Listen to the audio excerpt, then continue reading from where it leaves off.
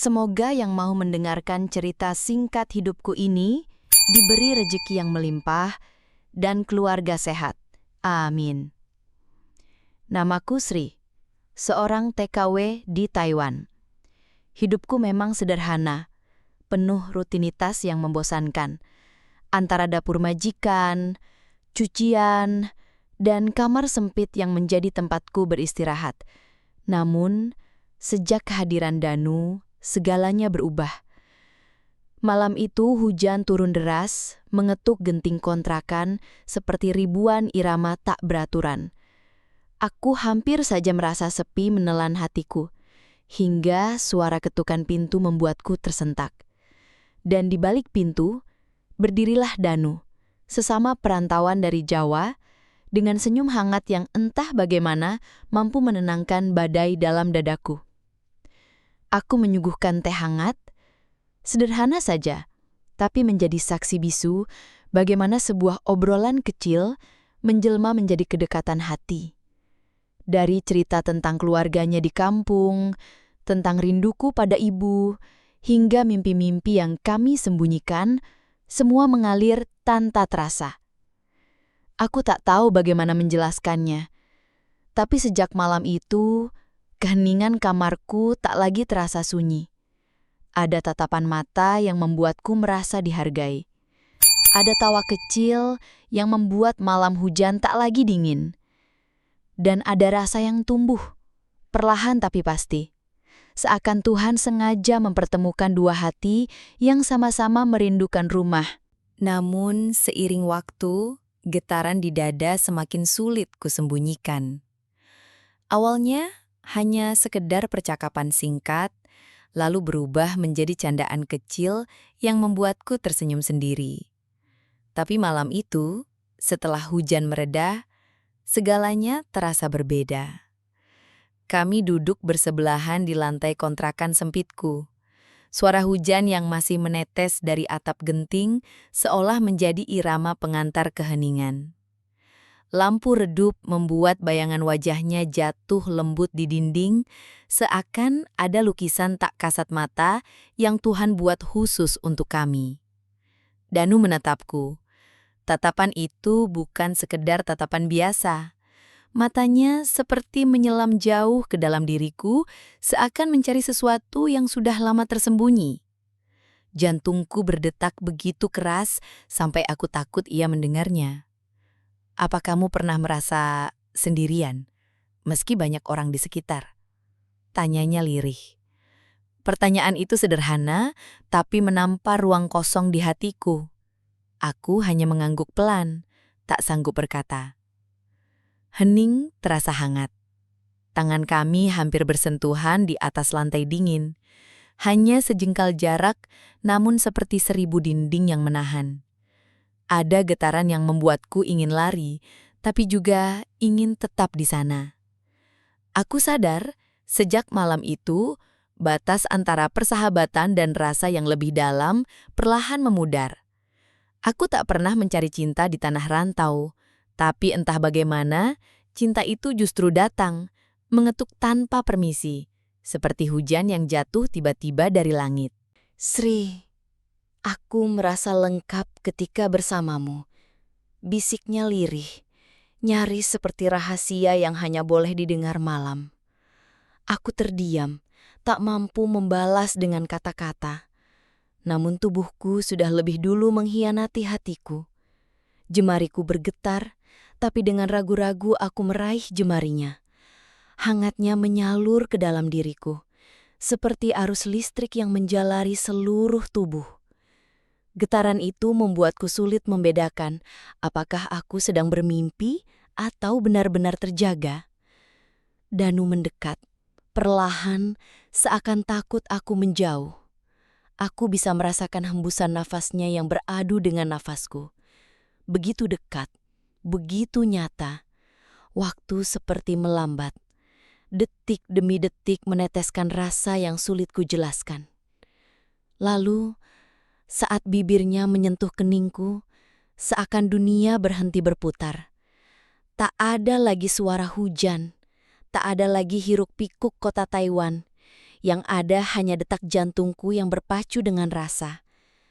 Sentuhan sederhana itu lebih hangat dari selimut manapun. Lebih dalam dari kata cinta yang pernah kudengar. Aku menutup mata, merasakan sesuatu yang telah lama hilang. Rasa dicintai, rasa dihargai sebagai seorang wanita, bukan sekedar tenaga kerja asing yang jauh dari rumah. Namun di balik kehangatan itu, ada juga bayangan yang menekan dada. Bayangan wajah ibu di kampung, dan janji-janjiku untuk tetap menjaga kehormatan. Malam itu, aku tahu, hidupku tak lagi sama. Ada sebuah garis yang sudah kulewati.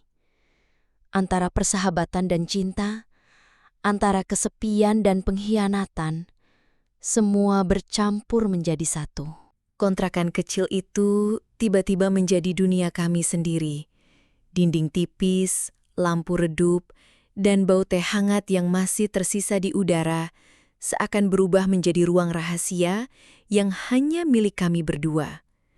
Bunyi hujan di luar hanyalah musik latar, melarutkan suasana, membuat setiap detik terasa lebih intim.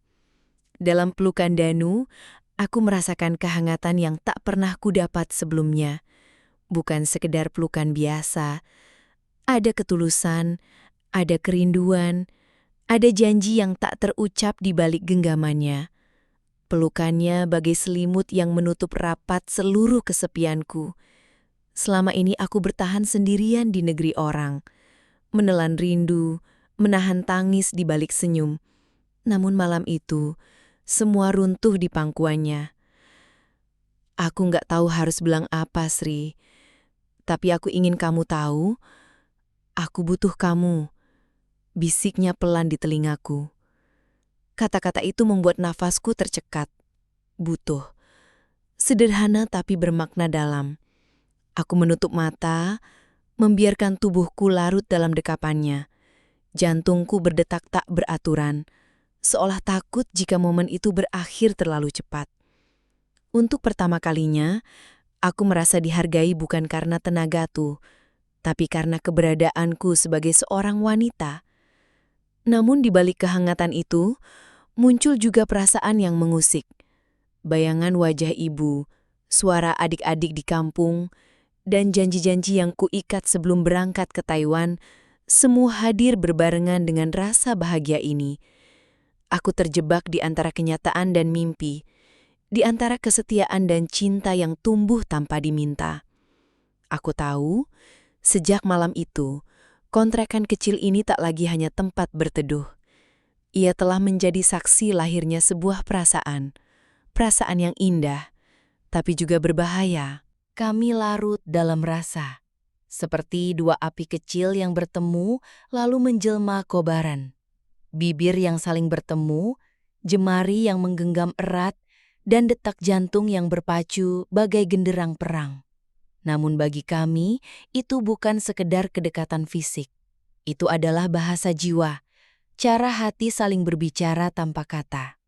Dalam dekap Danu, aku merasakan sebuah dunia baru. Bukan dunia penuh luka dan kesepian yang selama ini kutanggung di tanah rantau, melainkan dunia yang hangat, penuh cahaya, meski lahir dari ruang sempit dengan dinding kusam. Kipas angin tua yang berdecit di sudut kamar seakan menjadi saksi, bagaimana dua hati yang rapuh saling mencari pelukan untuk bertahan. Aku menutup mata, membiarkan diriku larut dalam ketulusan yang ia tawarkan. Ada perasaan aman, seakan seluruh beban hidupku diletakkan di bahunya. Sri, aku gak pernah merasakan hal seperti ini sebelumnya. Bisiknya, lirih tapi jelas, membuatku semakin yakin bahwa aku bukan sendirian. Seolah kontrakan reot itu berubah menjadi istana, hanya karena ada cinta yang tumbuh di dalamnya. Dinding kusam seakan bertahta emas, lantai dingin seakan jadi permadani hangat. Semua berubah karena hatiku menemukan rumah baru. Bukan rumah dari kayu dan genting, melainkan rumah yang bernaung di dada seorang lelaki bernama Danu. Namun jauh di sudut hati, aku tahu kebahagiaan ini tak sepenuhnya milikku. Ada janji, ada batas, ada keluarga yang menunggu di kampung. Tapi malam itu, untuk pertama kalinya dalam hidupku di Taiwan, aku memilih untuk tidak berpikir. Aku hanya ingin menikmati detik yang membuatku merasa hidup kembali. Malam itu, cinta kami mekar seperti bunga yang dipaksa mekar di musim hujan. Hangat, rapuh, tapi indah. Aku merasakan kehadiran Danu bukan lagi sekedar teman sesama perantau, melainkan sosok yang membuatku merasa pulang meski jauh dari kampung halaman. Dalam tatapannya, ada ketulusan yang membuatku percaya bahwa di balik kerasnya hidup sebagai TKW, masih ada ruang kecil untuk bahagia. Kami bukan lagi hanya dua orang asing yang saling mengusir sepi.